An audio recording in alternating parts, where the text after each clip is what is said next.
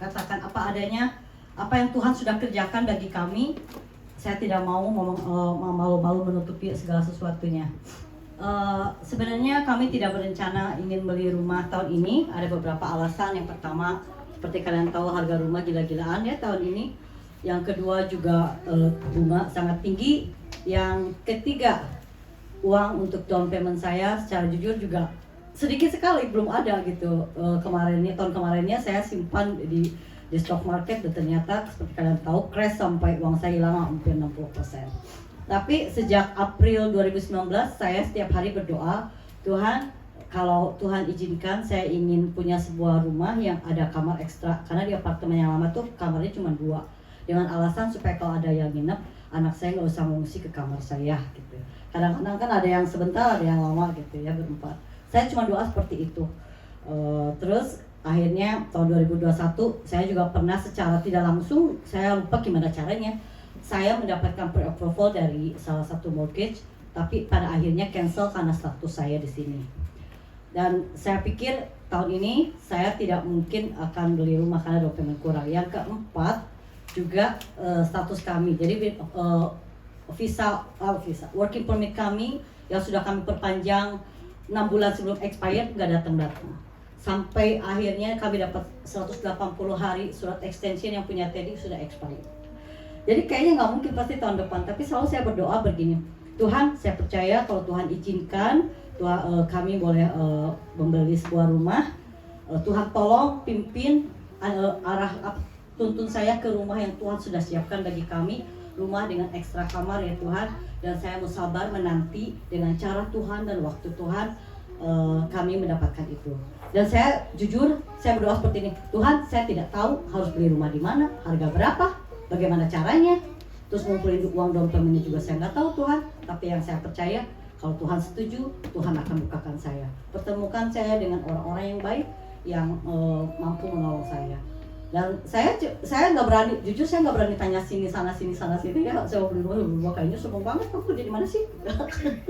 Kalau waktu saya berdoa ini saya masih kerja di restoran gitu. Saya diam-diam cuma berdoa setiap hari. Sampai waktu akhirnya sejak tahun 2021 itu yang saya pre-approve itu, saya kan ditolak, udah coba 2-3 rumah put offer selalu kalah gitu ya. Dan pada akhirnya di close karena katanya status saya. Jadi tahun 2022 itu saya yakin mungkin tahun 2003 akan lebih baik. Saya pasti working permit saya udah datang, terus down payment lebih banyak, terus harga rumah lebih turun, juga lebih turun. Seperti itu pemikiran logika saya.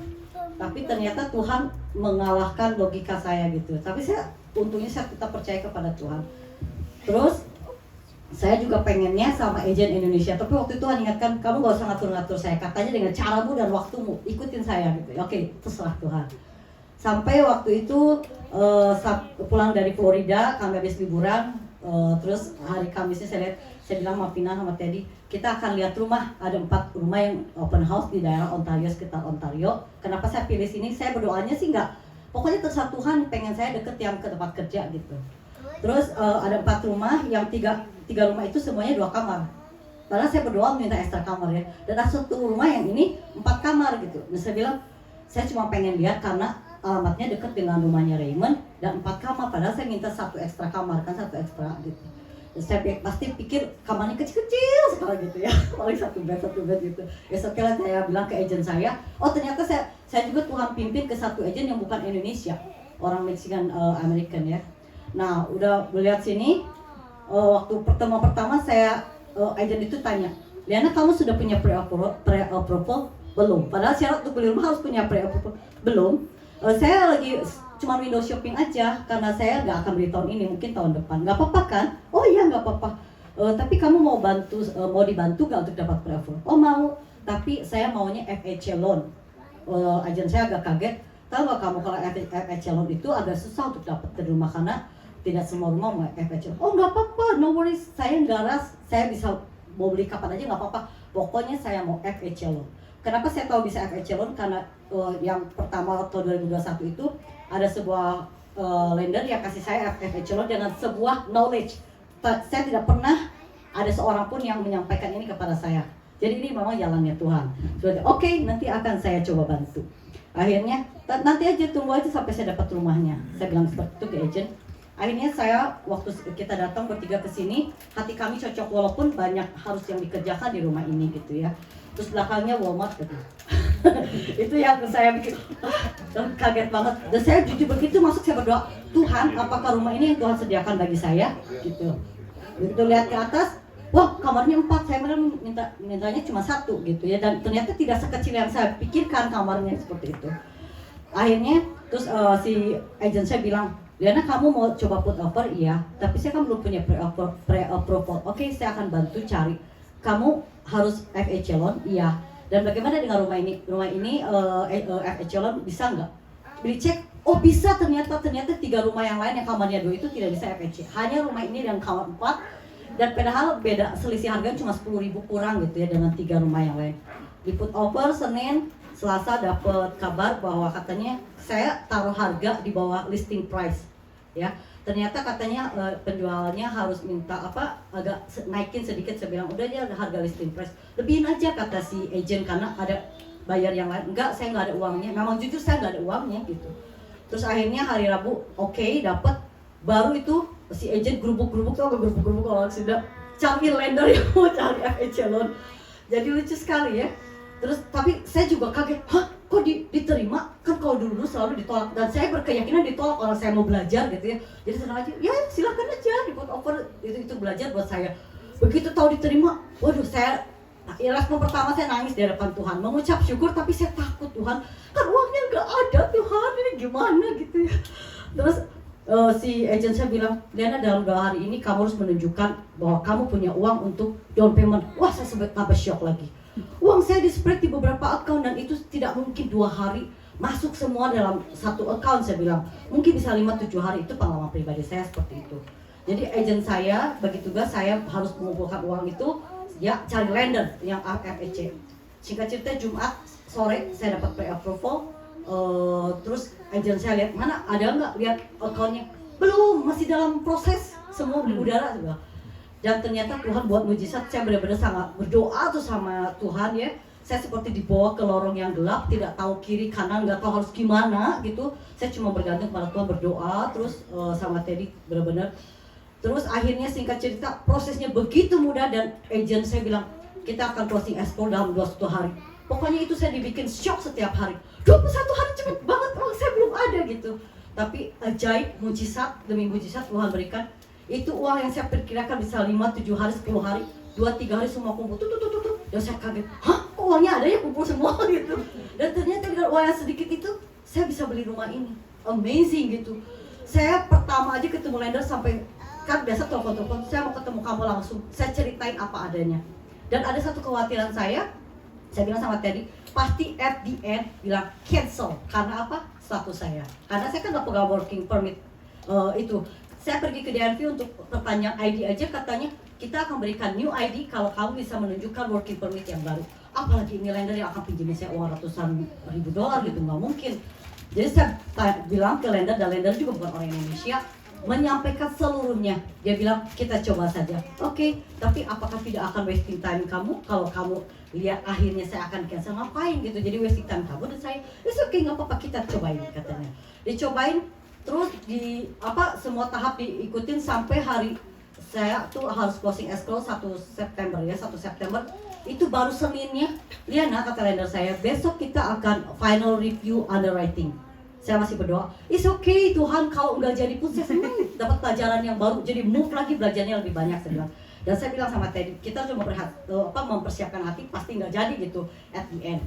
Oke, hari Selasa di review, hari Rabu dapat email, congratulations Liana, Teddy katanya kamu bisa closing escrow di tanggal 1 September. Saya yang kaget ini, kok bisa gitu ya, padahal saya udah itu.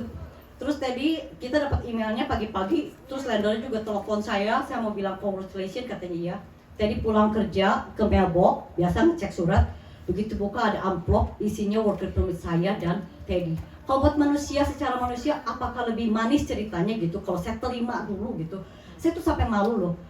Saya kasih working permit yang udah expired, terus 180 hari lagi udah expired, semuanya udah expired, dikasih semuanya gitu. Begitu datang, saya udah, Tuhan kayak mau mutusin, gak usah pakai logika, kalau percaya sama Tuhan, saya sanggup lakukan semuanya. Saya buka working permit-nya, langsung saya fotoin, kirim ke Lord Officer, saya baru dapat. Dan kebetulan Landon juga anak Tuhan, saya bilang, kenapa saya percaya memberi kamu? Karena kamu disertai Tuhan, karena nggak tahu hati saya percaya sekali sama kamu. Akhirnya semua beres, sangat smooth 1 September sampai Tuhan juga menyediakan karena rumah ini harus ada renovasi. Oh iya, saya tadinya lantai kedua itu karpet. Saya bilang ke agen saya, kalau saya diterima, boleh nggak ngelunjak nih, saya udah harga dapat murah ya, mau diganti dong itunya. Dan saya bilang oke, diganti, kredit digantiin. Malah agen saya markup harganya, bukan saya ya, markup harusnya harganya pergantian karpet tuh sama kayu itu berapa gitu, di markup double katanya supaya kamu punya uang lebih untuk renovasi yang lain. Dan Tuhan ternyata mengaturkan dengan demikian rupa, kenapa saya harus 1 September, supaya saya punya cukup uang untuk membayar renovasi, karena saya dapat gajian 3 kali di Walmart pada bulan September. Saya tidak mengerti, Tuhan semuanya udah atur semuanya. Yang saya secara manusia saya nggak punya uang apa-apa, tapi Tuhan sediakan bertahap, jadi hidup pas-pasan, pas butuh pas ada, pas butuh pas ada. Benar-benar buat saya ajaib. Apa yang Tuhan sudah kerjakan di rumah ini, bukan Diana dan Teddy yang hebat, tapi benar-benar Tuhan Yesus yang hebat. Dan saya harus cerita ke semua orang. Saya juga cerita ke teman-teman tempat kerja saya tidak malu menyaksikan kemurahan Tuhan. Dan saya mengucap syukur, saya 8 September kemarin itu, saya 8 tahun di Amerika. Dan Tuhan tuh luar biasa banget tahun ini. Kayak Tuhan tuh lebay banget ya sama saya gitu. Saya cuma minta sedikit, tapi Tuhan kasihnya begitu banyak. Saya dapat liburan yang buat saya kali ini menyenangkan sekali. Seperti saya liburan dengan Tuhan, saya nggak berhenti nyanyi, memuji Tuhan, menikmati Tuhan di dalam liburan saya.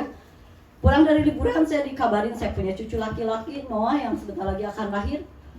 Setelah itu saya dapat rumah, kayak, aduh Tuhan kok lebay banget sih mengasihi saya segitunya gitu. Padahal saya merasa saya tuh kayak nggak pantas dibegitukan. Dan hari ini saya bersyukur kalau saya juga bisa merayakan